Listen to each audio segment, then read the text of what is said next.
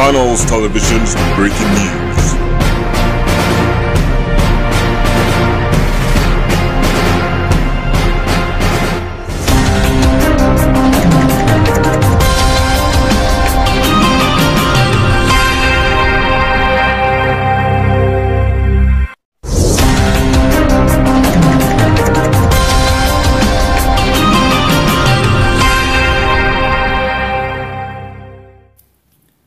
अमळनेर येथे भाजप, शिवसेना व मित्र पक्षाच्या प्रचार सभेला मार्गदर्शन करण्यासाठी आलेल्या मुख्यमंत्र्यांना जनतेच्या रोषाला सामोरे जावे लागले आहे। यावेळी आदिवासी समाजामध्ये अनेक पोटजाती आहेत, त्यांचे आरक्षण कायम राहावे, त्यांच्या आरक्षणातून धनगर समाजाला आरक्षण देऊ नये, नाहीतर त्यांचे दूरगामी परिणाम सरकारला भोगावे लागतील, अशा प्रकारचे निवेदन देण्यासाठी आदिवासी पारधी समाज सेवा संघाचे कार्यकर्ते आले असता त्यांना पोलिसांनी दबाव तंत्राचा वापर करून अटक केली।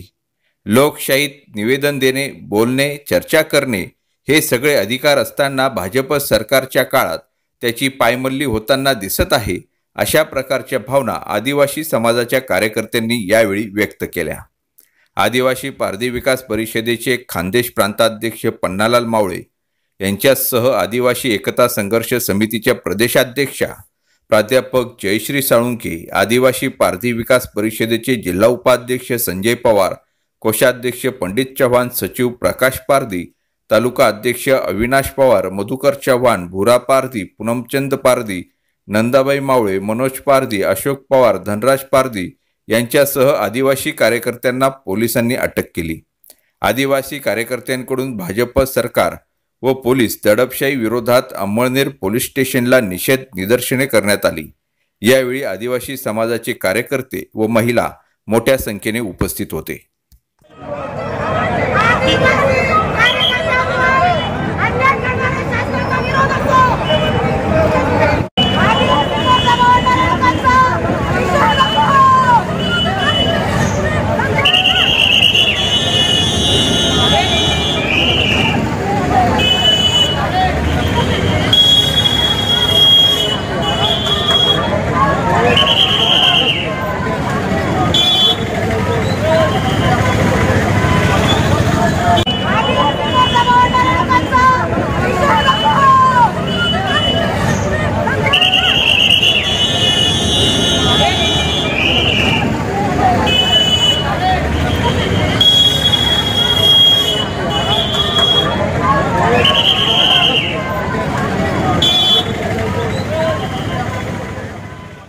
अमळनेर येथील पाडळसरे धरण जनआंदोलन संघर्ष समितीच्या कार्यकर्त्यांनी मुख्यमंत्री यांना पाडळसरे धरण झालेच पाहिजे या मागण्यांचे फलक दाखवत घोषणा देत अचानक मुख्यमंत्री यांच्या गाडीसमोर येऊन निदर्शने केल्याने प्रशासनाची मोठी तारंबळ उडाली।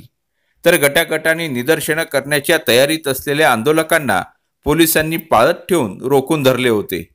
पाडळसरे धरणाचे काम मागील 20 वर्षापासून रखडलेले आहे। सत्तेत येण्यापूर्वी धरणपूर्तीचे आश्वासन देणाऱ्या सरकारने 4.5 वर्षात धरणास निधी उपलब्ध करून दिला नाही। जलसंपदा मंत्री जिल्ह्यातील असूनही त्यांनी धरणाकडे आणि धरणाचे प्रदीर्घ काळ चालत असलेल्या आंदोलनाकडे दुर्लक्ष केल्याने जनतेच्या भावना संतप्त आहेत। मुख्यमंत्री यांना भेटून जनआंदोलन समिती निवेदन देणार होती, मात्र पोलीस प्रशासनाने 1 दिवस आधीच समितीला कोणतेही आंदोलन निवेदन देण्याचा प्रयत्न करू नका, आंदोलनाची टोपी घालू नका असे सांगितले होते। त्यामुळे मुख्यमंत्र्यांना धरणाच्या प्रश्नाचे गांभीर्य लक्षात आणून देण्यासाठी जनआंदोलन समितीच्या कार्यकर्त्यांनी प्राध्यापक शिवाजीराव पाटील, रणजित शिंदे, महेश पाटील, देविदास देसले, नामदेव पाटील, सतीश काटे यांच्यासह अनेक कार्यकर्ते प्रताप मिल मधील रस्त्यावर एक एक करून रस्त्याच्या बाजूला आले। मुख्यमंत्र्यांना धरणाचे फलक व काळे झेंडे दाखवत अचानकपणे मुख्यमंत्री यांच्या ताफ्यासमोर प्रकट झाले।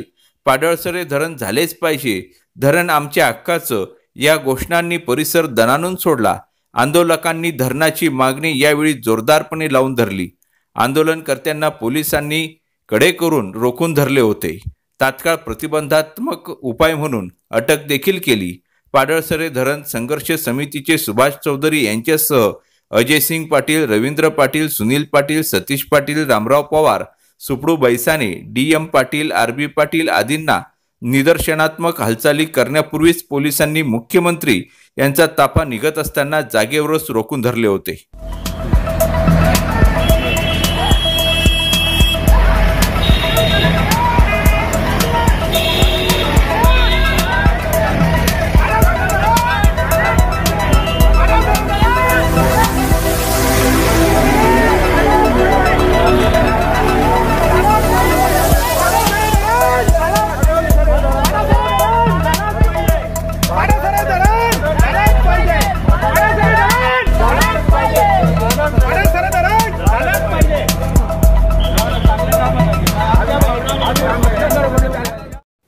दरम्यान मुख्यमंत्री यांनी पाडळसे धरणाबाबत आपल्या भाषणात काय म्हणाले ते पाहूया।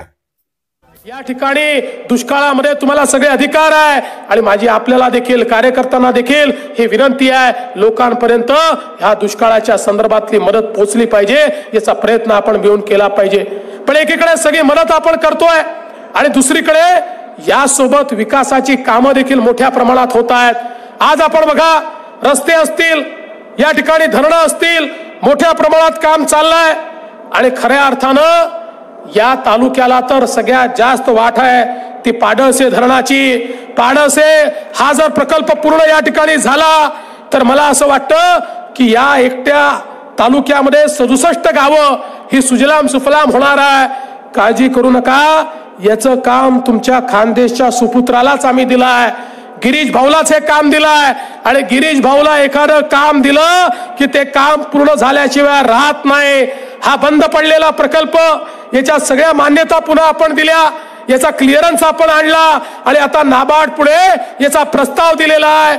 आणि काळजी करू नका, निवडणूक झाल्यानंतर गिरीश भाऊ आणि आम्ही गडकरी साहेबांशी बोललो आहे, केंद्रामध्ये मोदी साहेबांशी बोललो आहे आणि त्या माध्यमातून नाबार्ड कडनं पैसे घेऊन कुठल्याही परिस्थितीमध्ये पाडळसे धरण जे आहे हे पूर्ण करण्याचं काम हे आपलं सरकार या ठिकाणी करेल।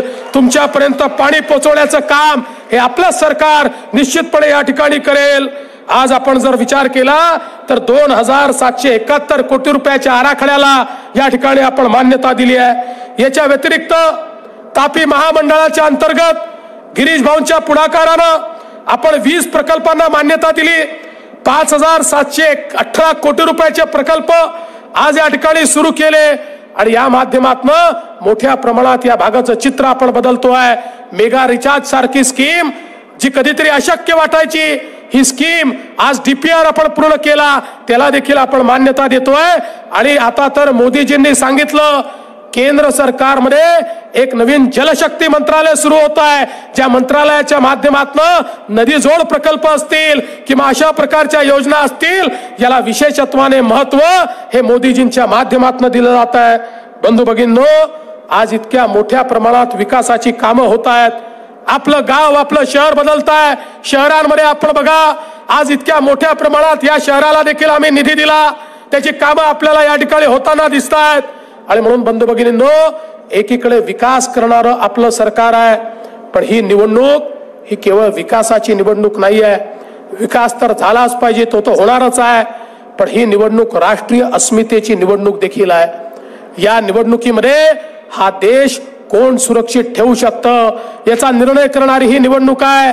मी तुम्हाला आठवण करून देतो काय या भारताची अवस्था होती। या भारतामध्ये आतंकवादी रोज यायचे, बॉम्बस्फोट करायचे, भारतामध्ये गोळीबार करायचे, या ठिकाणी आमचं सरकार त्यांच्यावर कुठलीच कारवाई करू शकत नव्हतं। 2008 साली आपण पाहिलं, मुंबईमध्ये आतंकवादी आले, त्या ठिकाणी आमच्या लोकांना किड्या मुंग्यासारखं मारलं।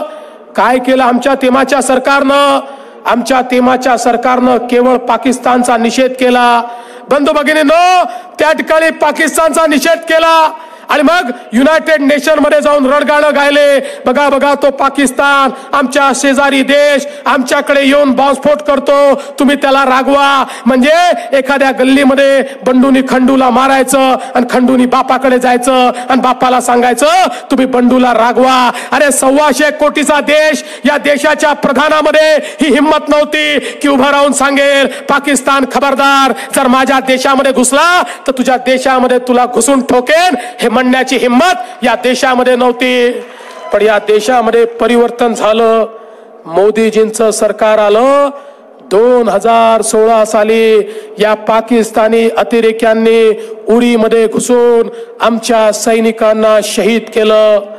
मोदीजींनी आमच्या सेनेला सांगितलं आमच्या सैनिकाच्या रक्ताचा मोल काय आहे या आतंकवाद्यांना समजलं पाहिजे. हा ऐकणारा भारत नाही आहे, या आतंकवाद्यांना समजलं पाहिजे. आणि या ठिकाणी या भारताच्या जाबाज सेनेनं पाकिस्तानमध्ये घुसून सर्जिकल स्ट्राईक केला आणि त्या ठिकाणी आतंकवाद्यांचे अड्डे उद्ध्वस्त करून टाकले, आतंकवादी मारून टाकले. बंधू भगिनींनो, जगामध्ये केवळ 2 देश होते, 2 देश, अमेरिका आणि इस्रायल.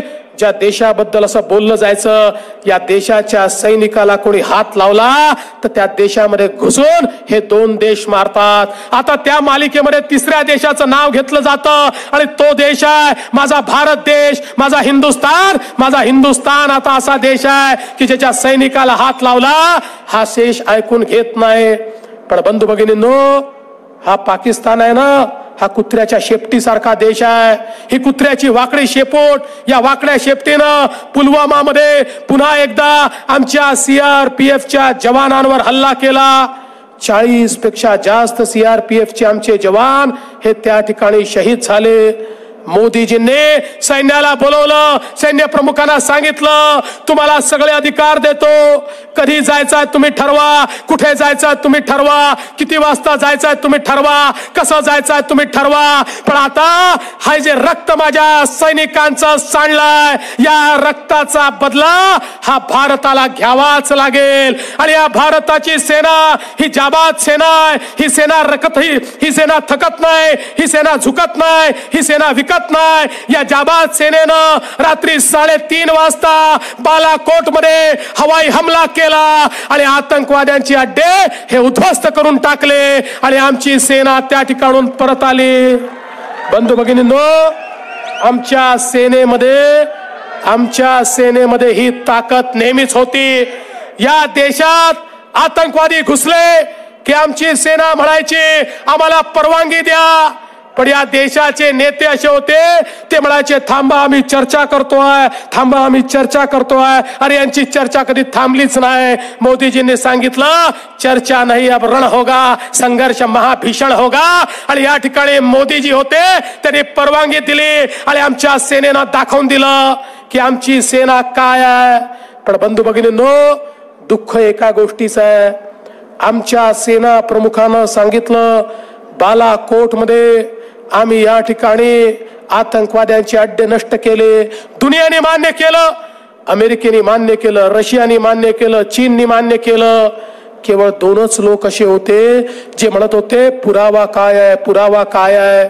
एक होता पाकिस्तान, त्याचं अवघड जागेचं दुखणं होतं, सहनही होत नाही, सांगताही येत नाही अशी पाकिस्तानची अवस्था होती. आणि दुसरा होता काँग्रेस, राष्ट्रवादी काँग्रेसची ही महाखिचडी. हे महाखिचडीचे लोक म्हणत होते पुरावा द्या, पुरावा द्या, पुरावा द्या. मी म्हटलं रे आधी सांगितलं असतं, बालाकोट मध्ये जे रॉकेट सोडलं त्यासोबत तुमचा एक नेता बांधून सोडला असता की जा आणि त्या ठिकाणी पहा आमच्या सैन्याने कशा प्रकारे आपली बातमी आपल्या हातात. चॅनल शेअर करा, लाईक करा. Shabdganga news point channel subscribe करा.